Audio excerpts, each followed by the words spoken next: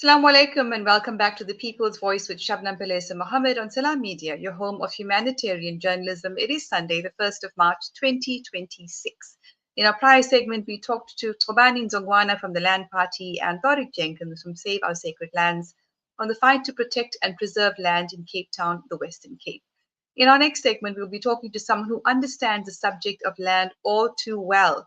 Her name is Suzan Harb, and she is a Palestinian Canadian wellness counselor with an extensive CV.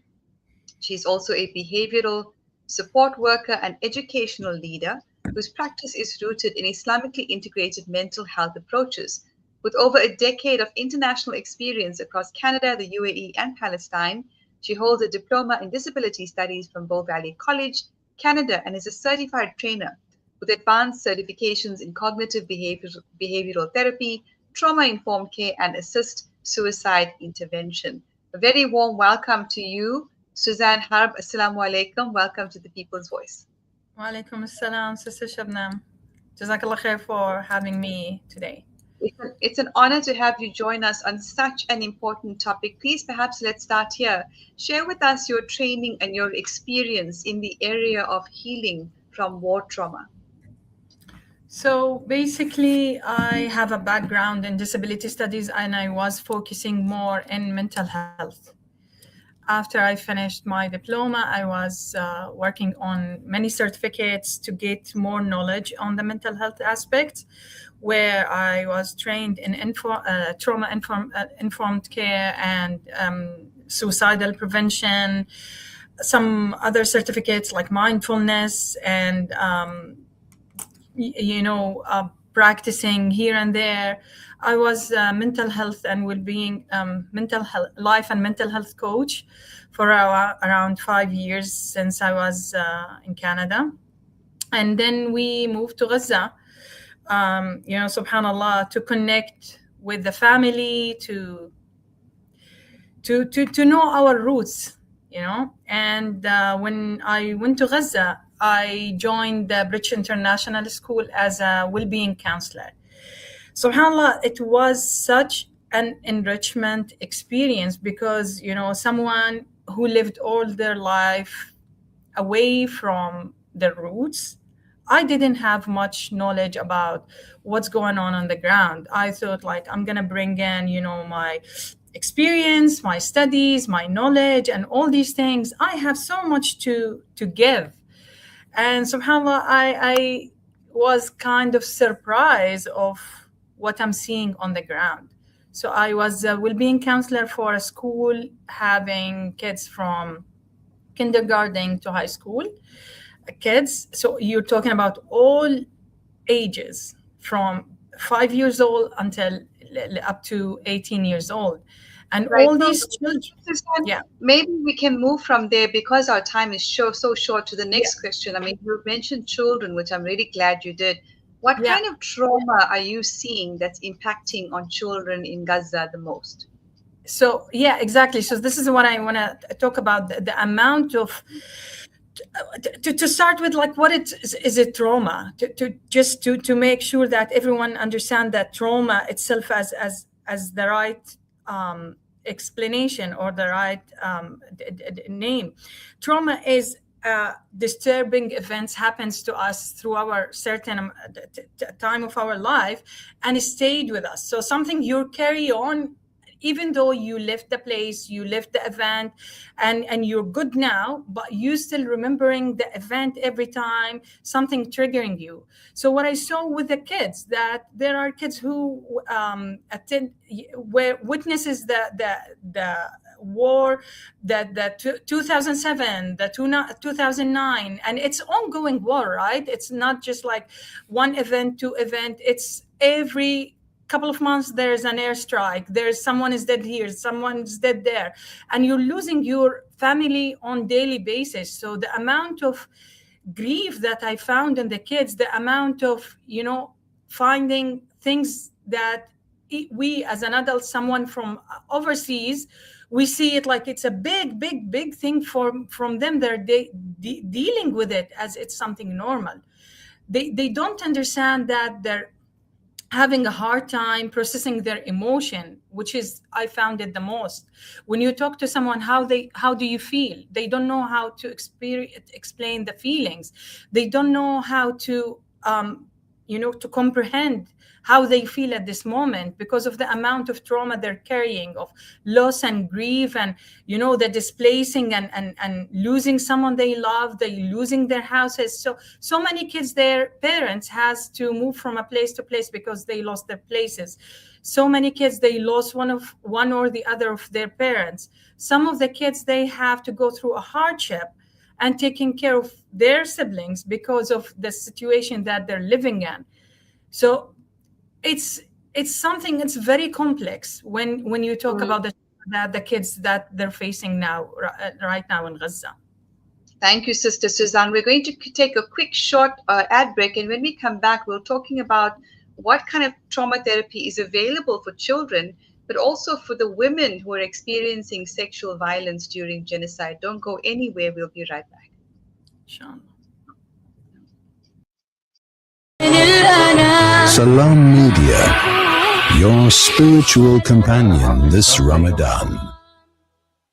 Discover the Africa of your dreams and surround yourself with her spectacular beauty. Relax beneath her serene sunsets and explore wildlife at its natural best. It's where the pride of Africa comes together. The Kwantu Private Game Reserve. Get to know the Big Five or cruise on an elephant safari game drive. Interact with lion and tiger cubs and enjoy world-class halal cuisine while we pamper you during your 5-star stay. Indulge in the true African experience. For reservations, call now on 042-203-1400 or visit kwantu.co.za. The Kwantu Private Game Reserve, the place of gathering. Ah, the kitchen, the heart of the home, where memories are made and celebrated. Our go-to place for those freshly stacked pancakes early in the morning or for that late-night snack munchies. We are in there together, cooking, eating, and celebrating life together. Let's keep the kitchen a place that is shared by everyone, where we build stronger bonds and grow together. Sunfoil, Now We Cooking. Visit nowwecooking.co.za for recipes that everyone can help make. Right now, over 150 million children around the world are orphaned, facing hunger, hardship, and uncertainty. With Islamic Relief's Orphan Sponsorship Program, you can provide a child with access to education, nutritious food, essential healthcare, and a safe home. Your sponsorship is not just support, it's hope, security, and a brighter future. Be the reason an orphan child smiles again. Sponsor an orphan today with Islamic Relief. Freedom Stationery supply Marlin and Marlin Kids pens to me and my school friends. They supply just about everything we need to help us get a better education, from books to files to rulers. In fact, any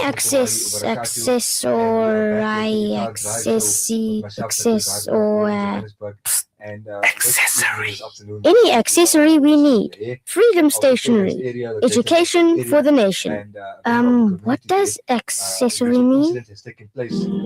This Ramadan, as we prepare to break our fast, spare a thought for the millions of families around the world who have nothing on their tables. You can change that. For many, you are their hope. For just 1,590 rand, you can provide a Ramadan food parcel to feed a family of 5 for the entire month. Help Muslim Hands continue serving humanity. Give your zakat and sadaqah at muslimhands.org.za. World-class financial services only at Sapphire Global, your financial partner. If you are looking for Islamic Sharia and ethical financial products, look no further. Sapphire Global offers a wide range of financial service offerings from short-term to life and investments. A full service center with all financial requirements under one brand. Our highly skilled and experienced consultants are ready to help protect your financial future. Contact us on 041 001 0184 or visit our website on www.sapphireglobalfs.com. Sapphire Global is an authorized financial services provider. You are listening to Salam Media live from our headquarters in South Africa. This is Salam Media, keeping you company. Welcome back to the People's Voice on Salam Media. We're talking to Suzan Harb in an interview around healing from the trauma of genocide, after which we'll be playing a very special message from her husband, Mansour Shuman. So Suzan, talk to us about what kind of trauma therapy is available for the women who are experiencing grotesque sexual violence during this chapter of the genocide in Palestine. So from my experience, the trauma therapy that I was working with as myself, it was person-centered therapy, where we connect with the child or the individual at the personal level and try to understand where are they struggling, and then connect with them, trying to find a common ground and then helping them out.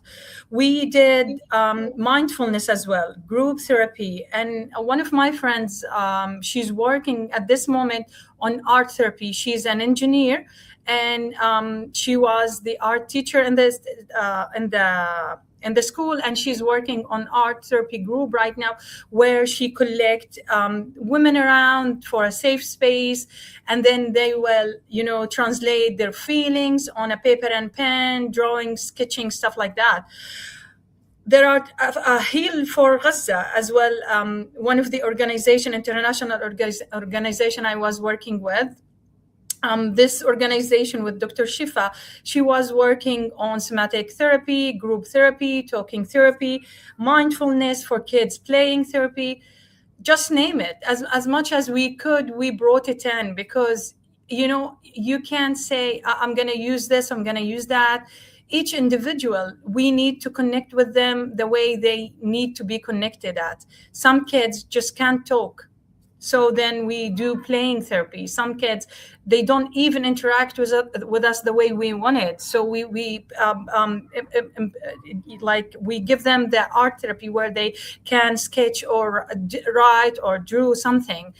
And I did a group therapy where we just gather some teachers and we just have an open conversation. And I was so much in pain to hear the amount of I was talking about once that I'm so scared of whatever we're hearing, and they were like, wait until you hear the F-16, wait until you do this, wait until you do that. And you can see the amount of the pain inside their bodies and in their hearts and in their brains. And how would it translate when you have a casual conversation? And the way they talk, the way they act, the way they behave around you. My sister Suzan, unfortunately, we've reached the end of the show. I've got one last question for you, and I'm hoping we can bring you back another time. And that is, you have a faith-based approach towards healing. What is your message to people who are not in Palestine or Sudan or Congo experiencing these genocides, but they're seeing these photographs and these videos and they're feeling traumatized? Well, as a Muslim person, as a Muslim woman, the most helpful thing that helped me within this genocide and seeing my family back still in Gaza and seeing what's happening in the world right now, the only thing was connecting to Allah Azza wa Jal, which is the greater power. We as individuals, we're so weak. We're so limited in our ability, the way we think, the way we feel. And the second you connect to the greater power, to Allah Azza wa Jal, to the most merciful, you feel everything just fall over your shoulder. You don't need to carry this burden by yourself. You need to give it to someone who can take it away from you, to someone can soothe your heart in the hard time, to someone who knows better what's best for you. And no one would do that like Allah Azza wa Jal.